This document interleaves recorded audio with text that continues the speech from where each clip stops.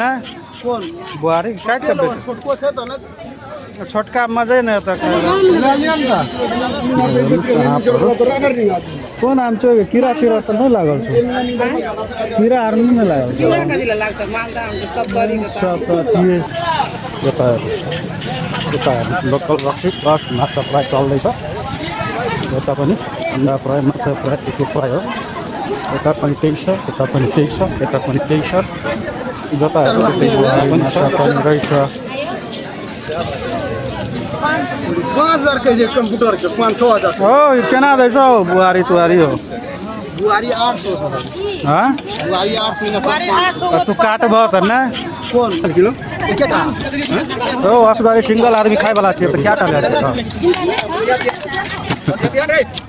जिन्दा कोन छ कति होला आधा किलो होला क्या टका काट दाम तो केरा प्याज वगैरह बन मार देखिए भीतर में ताजा है कि नहीं काटा सालो बढ़िया बन छ बिगेट देना तो सीधे पहले बिना से नहीं देता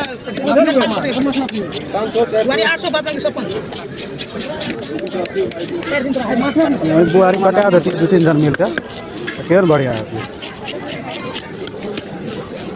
ले लेना बिगड़ को सारा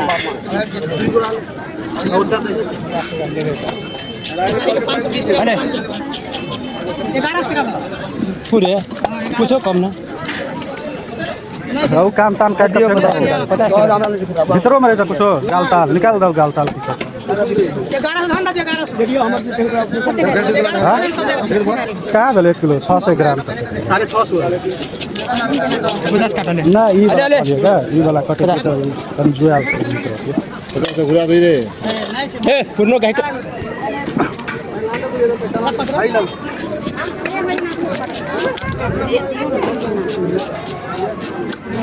होला हो भैया कते बेला बुआरी को 500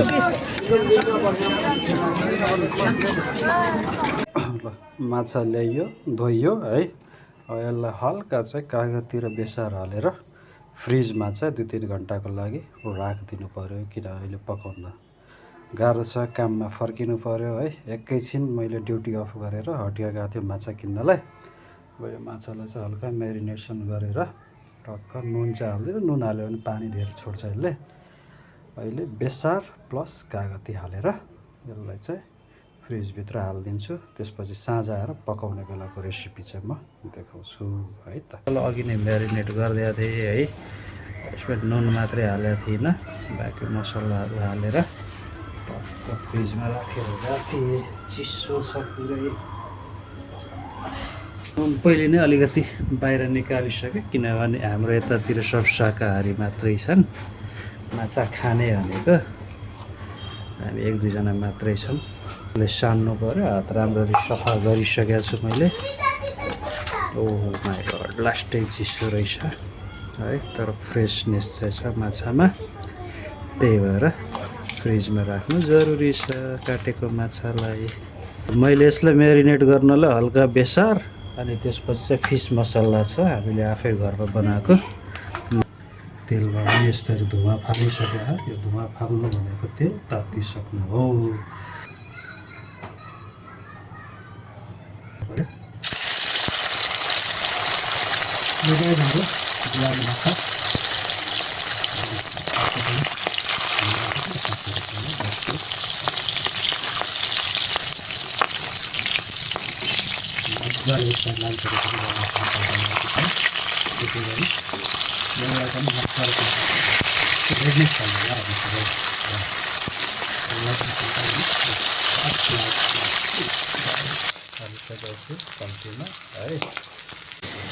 ल हेर्न सक्नुहुन्छ माछा फ्राई अलमोस्ट रेडी मैले करी पत्ता पनि ल्याइसकेको छु है लास्ट दुई चाहिँ टाउको बाँकी थियो टाउको त एउटै थियो तर 2 पिस त्यसलाई काट्छ के अब त्यही तेलमा चाहिँ मैले हालिदिएँ करीको पत्ता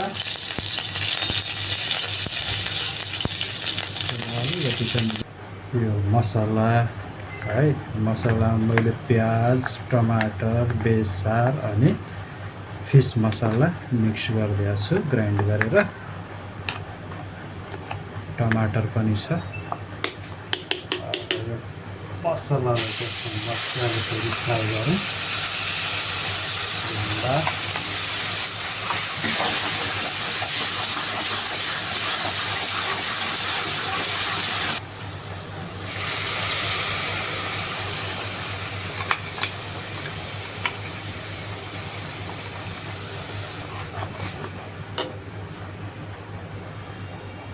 पनि राख्नु पऱ्यो किनभने मसलामा नुन हालेको छैन।